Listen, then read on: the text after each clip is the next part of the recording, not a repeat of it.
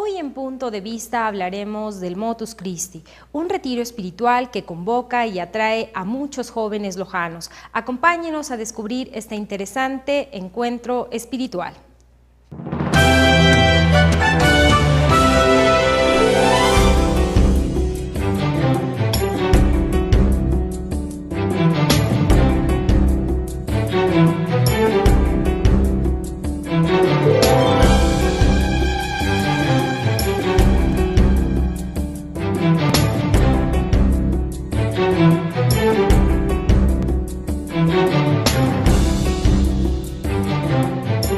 Esta noche en Punto de Vista contamos con la presencia de la doctora Juana Sánchez, profesora de la Facultad de Filosofía y Letras de la Universidad Autónoma de Madrid. Es experta en temas de literatura, filosofía y metafísica, procuradora general de las misioneras identes.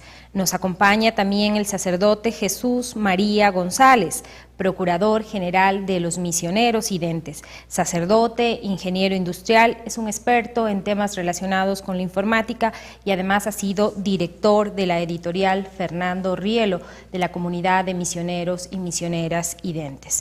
El Motus Christi es un retiro espiritual creado por Fernando Rielo, fundador de la comunidad de misioneras y misioneros identes.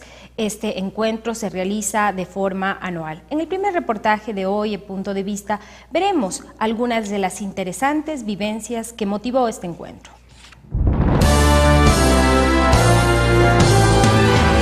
El Motus Christi es una actividad organizada por las misioneras y los misioneros identes. En ella se ofrece la posibilidad de empezar a vivir la santidad. El Motus Christi es ponerse en marcha, es una llamada para percibir cómo Cristo se mueve dentro de nosotros. Empieza con un encuentro de espiritualidad para jóvenes de entre 16 a 30 años, con la finalidad de despertar la fe, promoverla, desarrollarla y comunicarla, caminando junto a Cristo.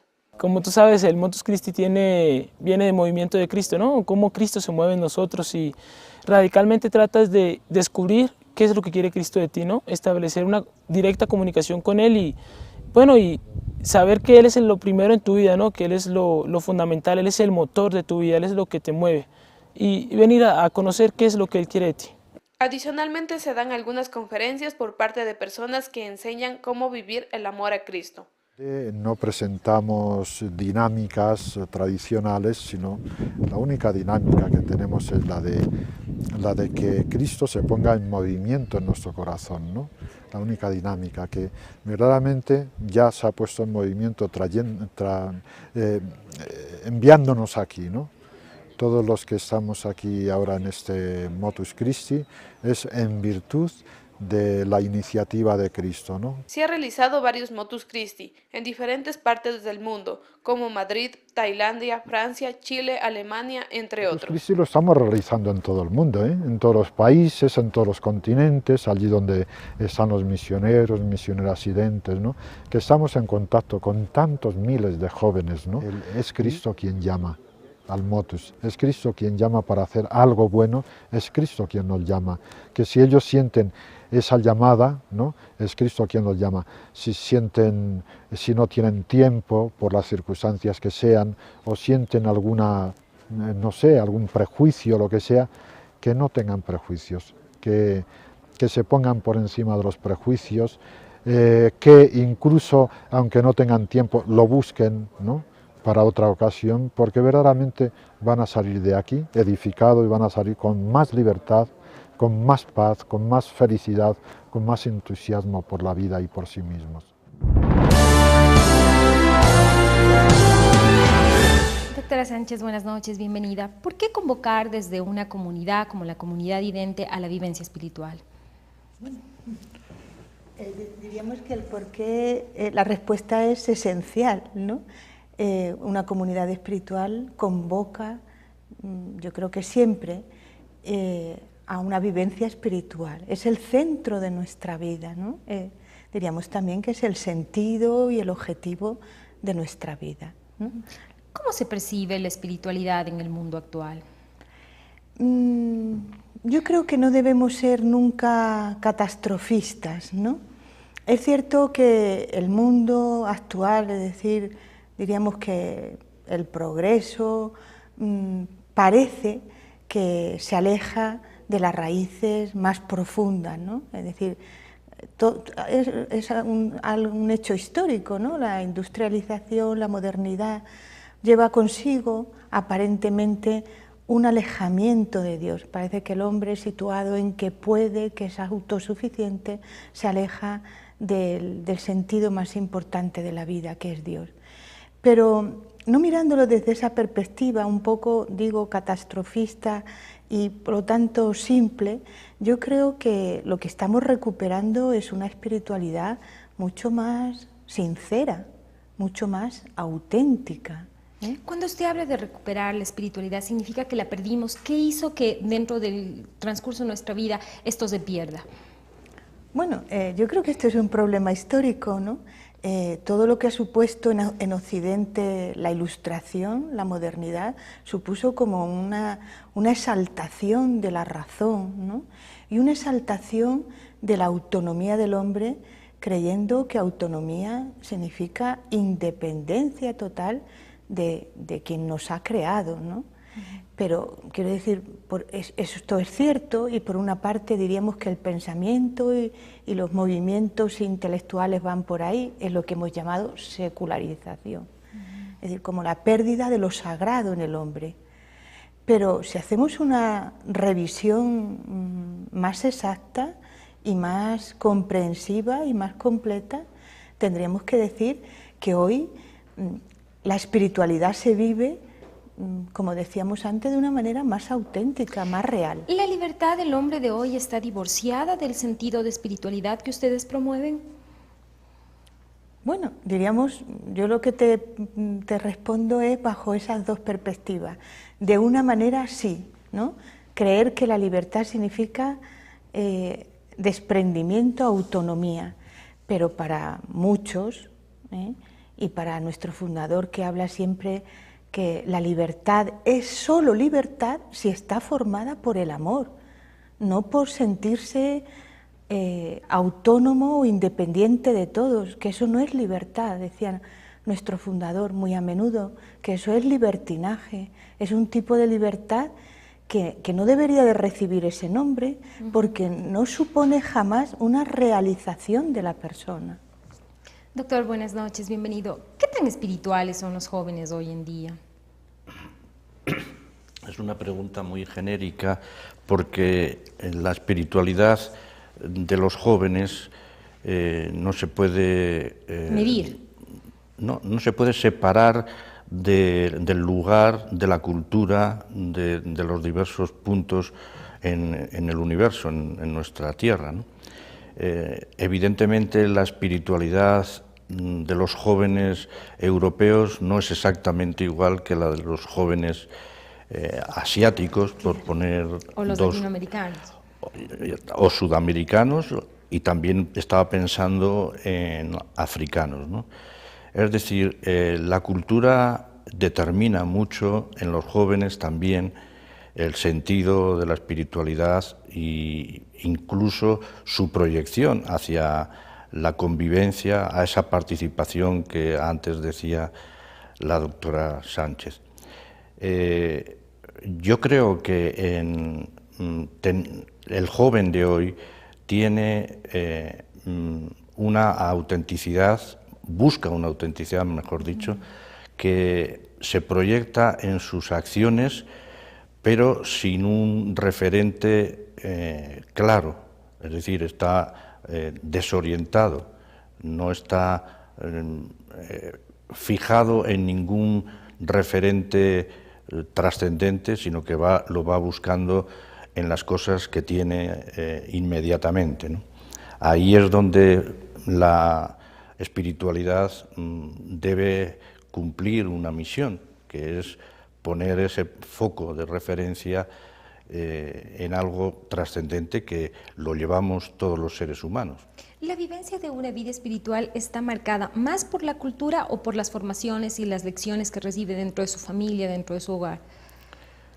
Los dos son factores decisivos a la hora de encontrar la espiritualidad, pero la formación es, yo creo que más importante, más necesaria que nunca, Fernando Rielo decía que los jóvenes, el joven no necesita tanto amigos como maestros.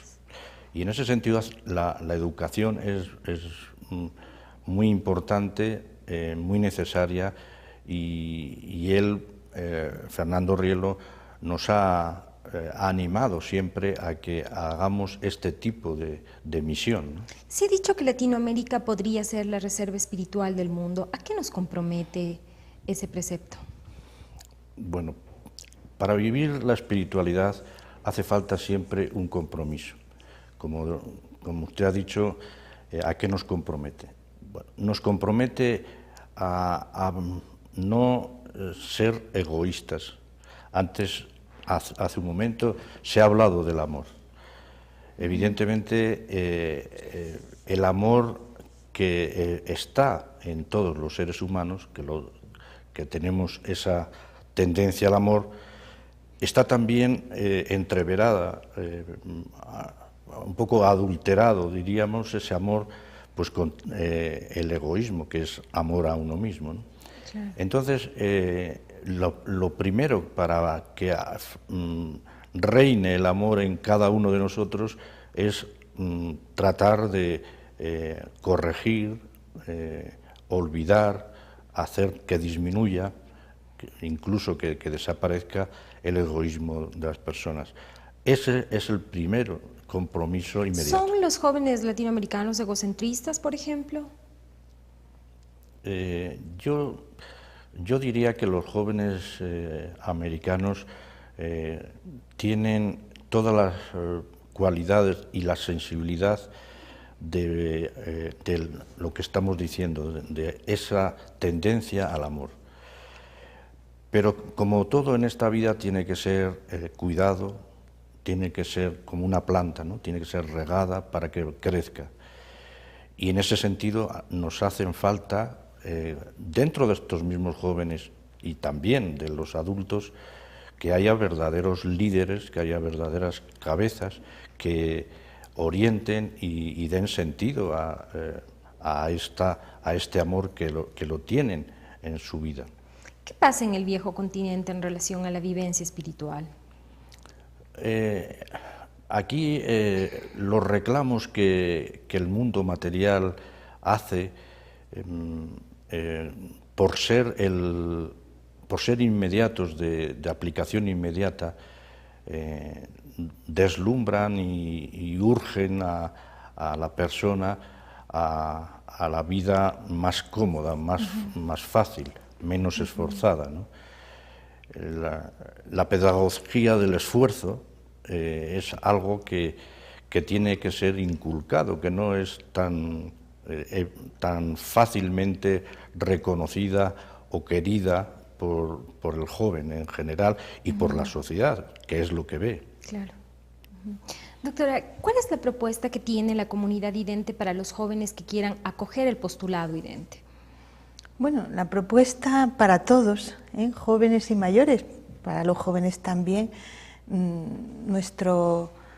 diríamos que el carisma, el centro de nuestra vida es la vivencia del Evangelio.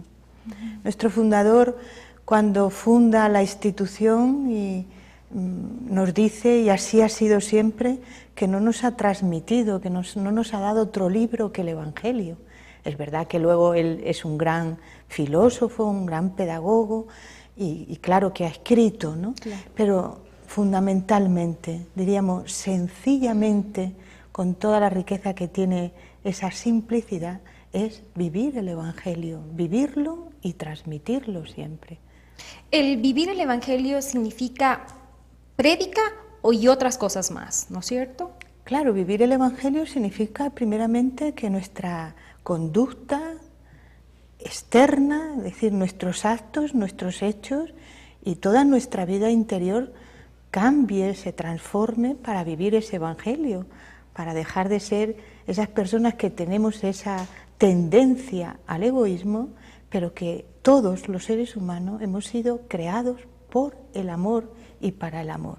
No necesariamente la vida espiritual la viven las personas que han optado por una vida religiosa. ¿Eso es cierto? Claro. Entendemos la vida religiosa aquellos que profesan unos votos. Nuestra institución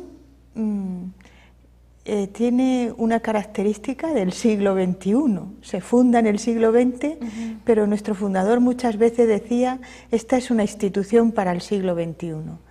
En este sentido, en la institución hay misioneros y misioneras que hemos profesado unos votos, diríamos, vivimos en común en esas comunidades religiosas, pero también con la misma fuerza hay casados que no profesan esos votos de vivir en una comunidad, sino viven, claro, con sus familias, pero están igualmente que estos misioneros profesos viviendo el Evangelio.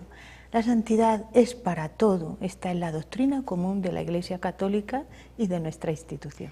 Vamos a hacer nuestro primer corte comercial. Al volver veremos dos interesantes testimonios de jóvenes lojanos que han vivido el Motus Christi.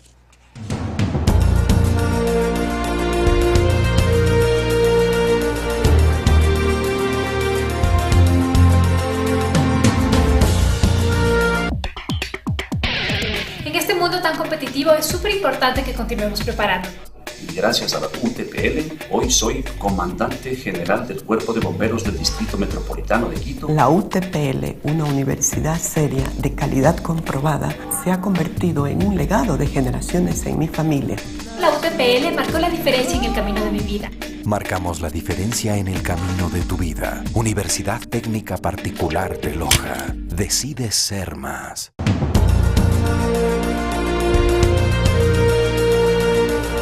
El Motus Christi es un encuentro espiritual, liderado en esta vez por la comunidad de misioneros identes bajo el respaldo de la Universidad Técnica Particular de Loja. Veamos las vivencias de este encuentro.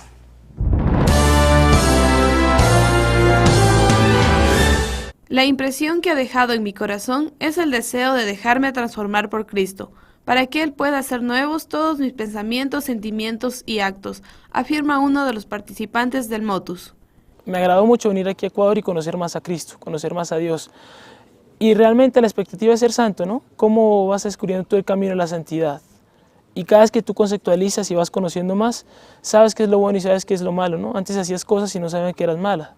Ahora sí lo sabes, entonces sabes cómo comportarte, cómo agradarle a las demás personas y sobre todo llevar este mensaje a las demás personas que no conocen de Cristo. Otras personas que participaron de este evento nos cuentan su experiencia.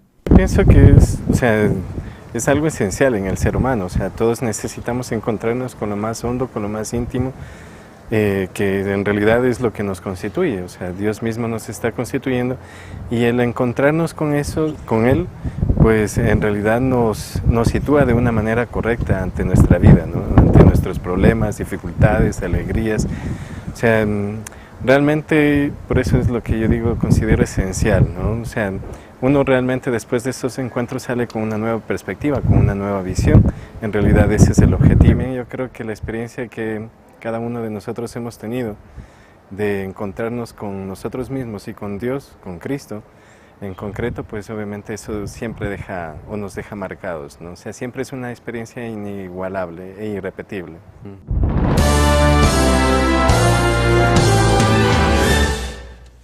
Doctora Sánchez, ¿la espiritualidad es propiedad del mundo religioso o no necesariamente? Bueno, el mundo religioso lo expone, lo manifiesta, la espiritualidad de todo ser humano. Somos seres espirituales, ¿no? Más que solo psicología, ¿no? Más que solo seres psíquicos o seres corporales, somos seres espirituales. La espiritualidad la vivimos todo. El mundo religioso es testimonio, manifestación de esa espiritualidad por la que hemos sido creados y que nos constituye. ¿Están las universidades llamadas a motivar, a convocar, a reanimar la vida espiritual? Pues sí, por muchas razones. Primera, porque la universidad nace de la vida religiosa. La universidad nace en la Iglesia. La universidad nace con una motivación de doctores, diríamos primero de obispos, doctores, santos, que vivieron su fe y quisieron dar razón de su fe.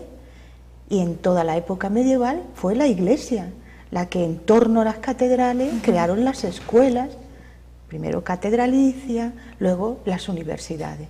Es decir, la universidad tiene ese carácter. El otro día comentábamos, ¿qué significa universidad? Significa ser personas universales, liberarnos de nuestros prejuicios, a veces localistas. ¿Y qué significa católico? Significa lo mismo. Significa que vamos a la búsqueda de los seres humanos más allá de cualquier separación que podamos tener entre nosotros, como se ha dicho antes, que pueda ser la cultura, o la raza, o el sexo. ¿No? La universidad nace con ese sentido de educar lo espiritual de los seres humanos. ¿La espiritualidad es una práctica que se reduce al catolicismo? No, no.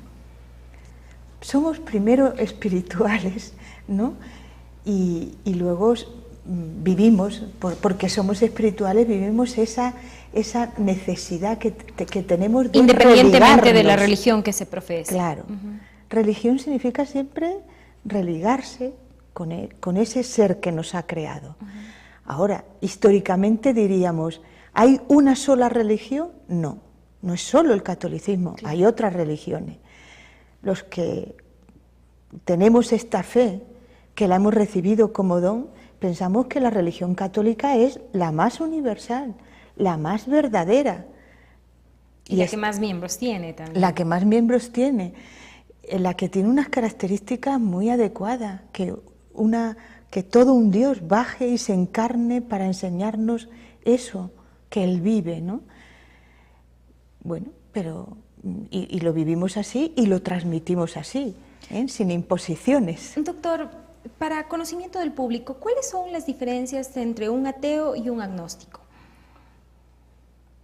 Es una pregunta que es muy recurrente. El ateo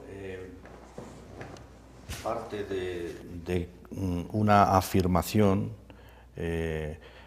evidentemente no siempre fundamentada, pero parte de la afirmación de que no existe un ser trascendente, en este caso Dios. La negación de Dios. Negación de Dios en el sentido de existencia, de que es algo que lo ha creado, ha sido una fabulación del ser humano.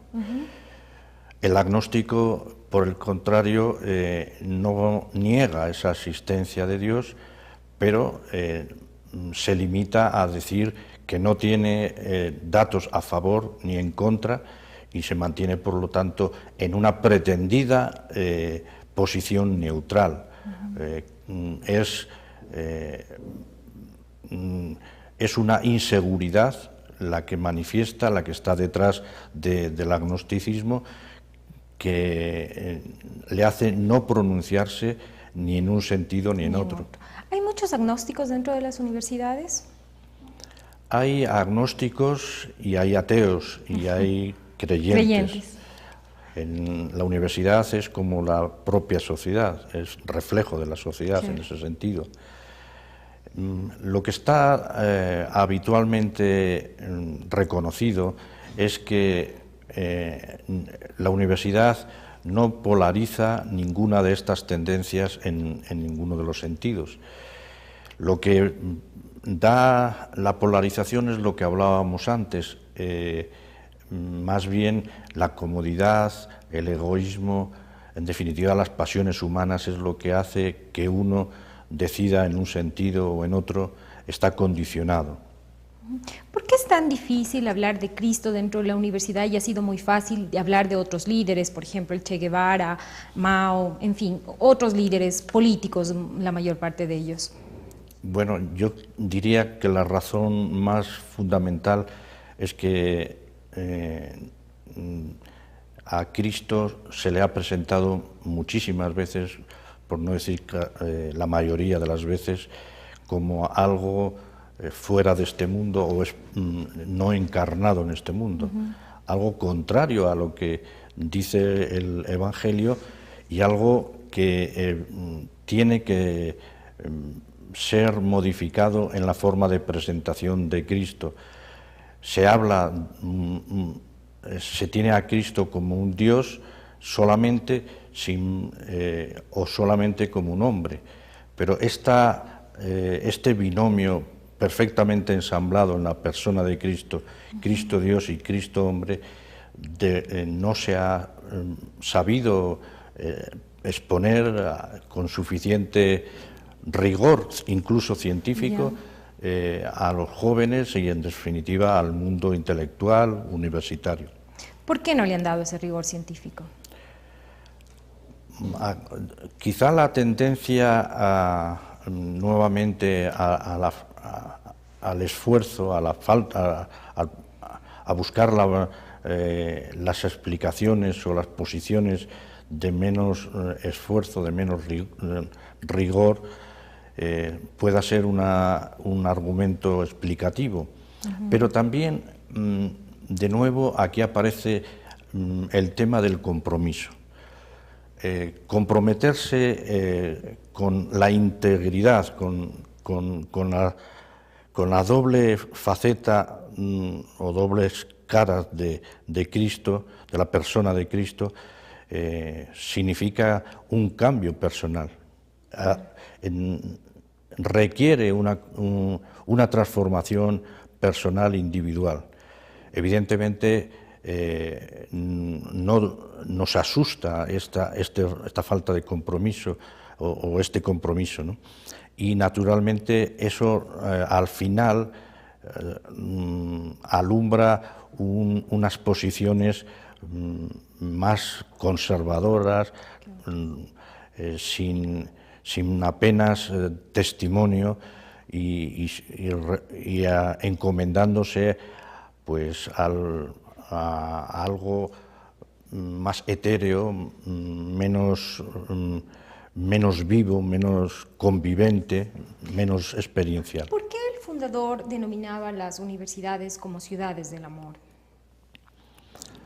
Bueno, el amor es precisamente la esencia o el núcleo, la esencia, lo central, lo nuclear de Dios. Dios es amor, se dice con toda claridad, ¿no?, a lo largo de la historia de la religión católica, ¿no?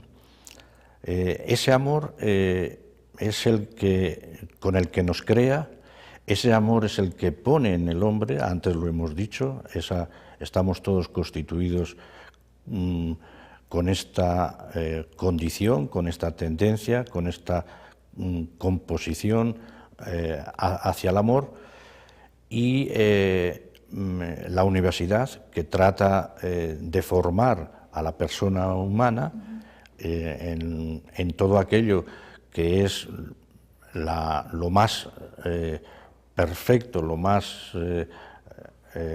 lo que tiene como meta la mayor vivencia y la mayor preparación, pues evidentemente tiene que afrontar lo que es nuclear a Dios y lo que es también nuclear, porque así lo ha puesto Dios en cada uno de los seres humanos.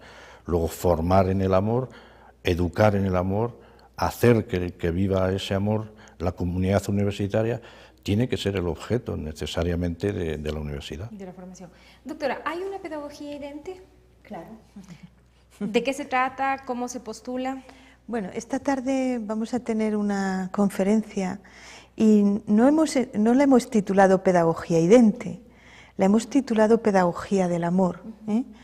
Pues significa que efectivamente en el centro de toda la pedagogía está ese amor, que nuestro fundador muchas veces habló del éxtasis, pero de nuevo el amor es donación de uno mismo. En todo éxtasis se requiere esa abnegación, ese negarme a mí mismo para ir al encuentro del otro. La pedagogía idente habla de este encuentro. La pedagogía habla de educarnos en este éxtasis. La pedagogía idente habla de educarnos en este amor, ¿no?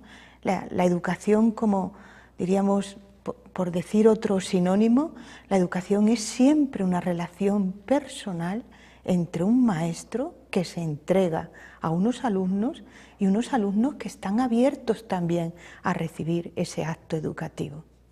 Vamos a hacer nuestro segundo corte comercial. Manténgase en sintonía.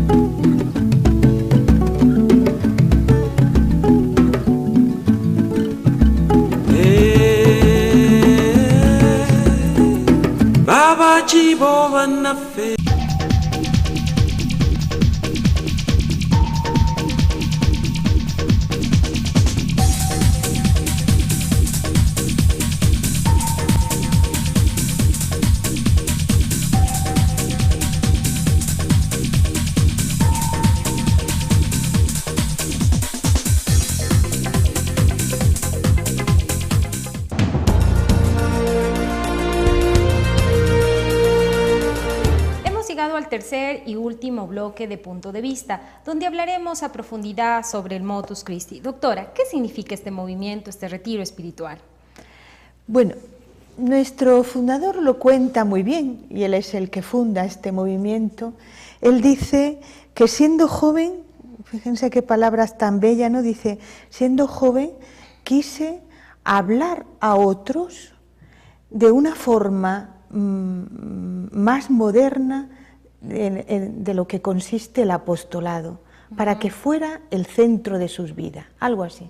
Es decir, nuestro fundador, que se siente, como todos, hijos de Dios, pero de una manera especial como llamado a fundar, y eso tiene siempre un origen divino, dice que quería mover a otros a que vivieran de forma central y más moderna, por una parte central, que lo vivieran en sus vidas, y de una forma más moderna, es decir, no sé, que no olvidaran que la vida apostólica tiene que ser, diríamos, tarea de todo cristiano, de todo católico. Con este fin crea el Motus Christi. Pero el Motus Christi son dos palabras que se refieren, están dichas en latín, que Cristo vive, se mueve en nosotros.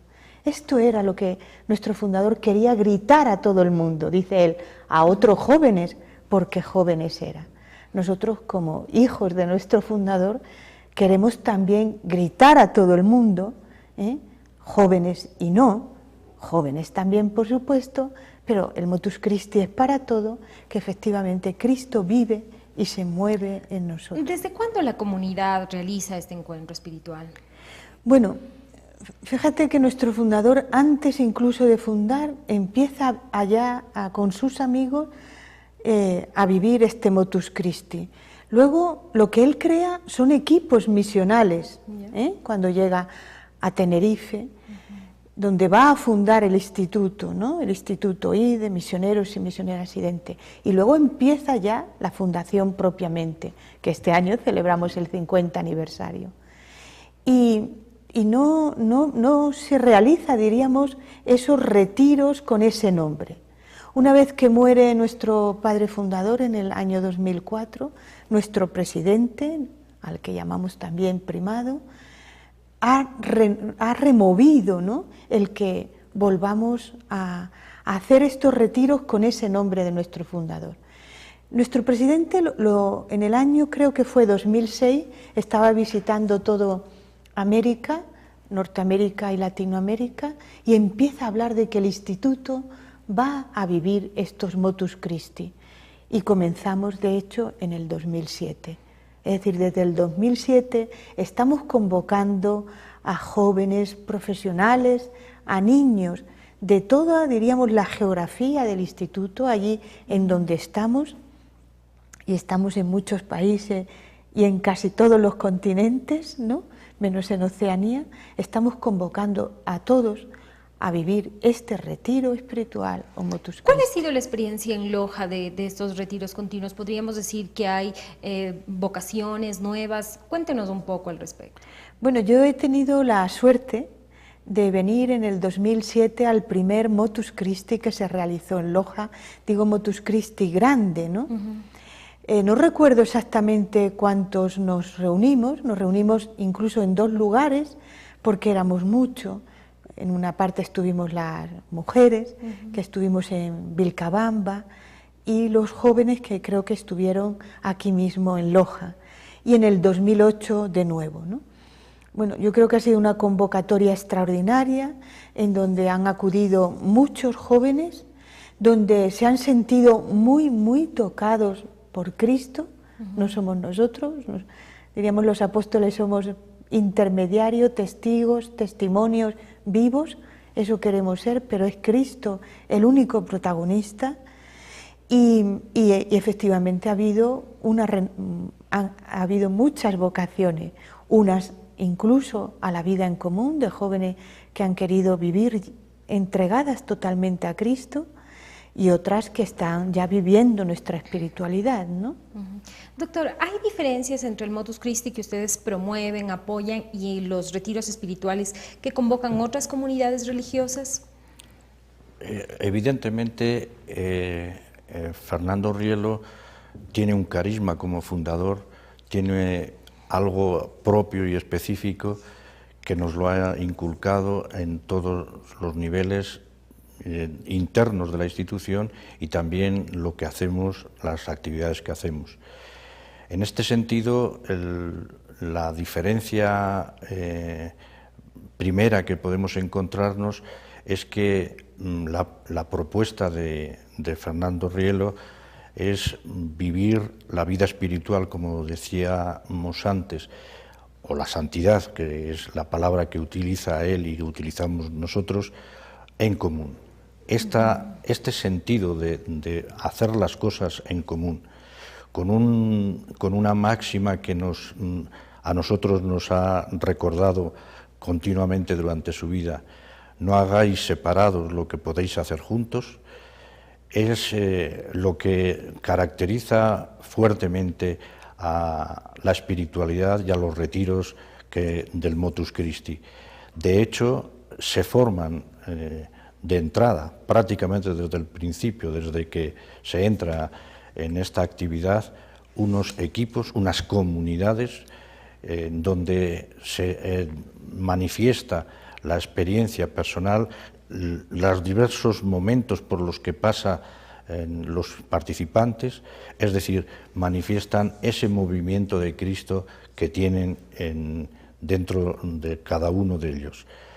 La comunidad y la perseverancia en la comunidad creo que es la aportación principal en orden a vivir la espiritualidad, y lo que además hemos comprobado y seguimos comprobando, que da una mayor continuidad, una mayor incluso profundidad y desde luego una convivencia riquísima. La santidad en común de la que usted habló al inicio, ¿compromete a la persona a qué? Compromete a la persona a abrirse a Dios, a unirse con Dios. Santidad es sinónimo de unión permanente, continua, universal, en todo, con las personas divinas. Eso significa santidad. Santidad es una palabra que también a lo largo de la historia se ha distorsionado su significación, y creemos que la santidad es algo especial, reservado para unas personas. Exactamente. Y la santidad fundamentalmente consiste en este sentimiento y en esta pretensión que implica un compromiso naturalmente, pero santidad significa este acto de unión con Dios. Partimos de que Dios está unido al hombre, por eso hablamos de Motus Christi. Cristo se mueve hacia nosotros, y la santidad sería ese movimiento de Cristo hacia nosotros y el movimiento réplica, respuesta de nosotros hacia Cristo. ¿Qué hacer para que este espíritu del Motus Christi se plasme en el día a día de las universidades? el espíritu del Motus Christi, que es la pretensión el anuncio de vivir esta santidad y vivirla en común, yo creo que se puede transportar a la universidad, a la familia, a cualquier aspecto de la vida. Hoy en día las universidades, por necesidades incluso de profesión y de eficacia, montan equipos, hacen de alguna manera un tipo de comunidad. Evidentemente esta comunidad estas comunidades o estos equipos están en torno a unos intereses parciales de lo que es la vida humana. En la universidad, si hemos dicho antes que las universidades son ciudades del amor, el Motus Christi, el espíritu del Motus Christi, incide precisamente en ese aspecto nuclear y propone a todos, docentes, alumnos, personal en general, propone alimentar, cultivar, desarrollar y tutelar el espíritu central del amor, verificar el amor claramente entre todos, con este aspecto comunitario, esta dimensión comunitaria. Doctora, ¿podríamos decir que la santidad es un derecho humano independientemente de la condición del ser? Claro, efectivamente. Está muy bien empleado esa palabra derecho, porque es una exigencia de la naturaleza humana. Tendríamos que pensar que si no estamos viviendo el más, que es la santidad, estamos viviendo lo menos. Y nadie hemos sido llamados a lo menos, de ninguna manera. Dios es lo máximo y la santidad se puede resumir en unas palabras del Evangelio. Dice, sed santo como mi Padre Celestial es santo. Es decir, Cristo nos propone el mejor modelo de vida, nos iguala a su propio Padre, que es nuestro Padre. Por lo tanto, efectivamente, nunca había empleado yo esa palabra, pero me parece apropiada. La santidad es un derecho, es una exigencia de todos los seres humanos. ¿Es consciente la persona común y corriente que está alejada de la Iglesia, de los ritos propuestos por la Iglesia, de ese derecho? Seguro que sí. Cuando a mí me hablaron de la santidad, unos misioneros sidentes, es la experiencia personal mía, ¿qué recuerdo? Pues tantos momentos en que buscaba a Cristo sin saberlo. Estoy convencida que Dios, que es Padre de todos, nos llama a todo. Lo que pasa es que incluso hay un texto muy bonito en la Biblia que dice que Dios es como una suave brisa. Y eso significa que nuestros ruidos nos impiden poder oír su voz, pero su voz está en nosotros. Cuando hablamos de la divina presencia constitutiva, como nos dice nuestro fundador, es que Dios está presente en mi vida. Pero será que mi ruido, mis líos, diríamos, mis pensamientos equívocos, mis sentimientos confusos, me impiden poder oír esa voz que es como una brisa. Dios nos habla y nos llama a todos. A ustedes esperamos que este programa les ayude a escuchar esta suave brisa del Señor. Gracias por honrarnos con su atención y sintonía de siempre. Buenas noches.